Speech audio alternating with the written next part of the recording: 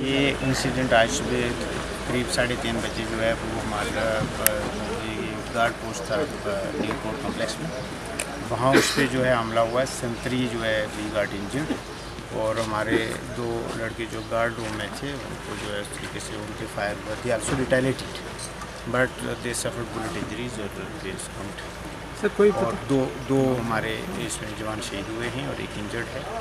Injured जो है वो बेहतर है, आप उसका सर्जरी हो।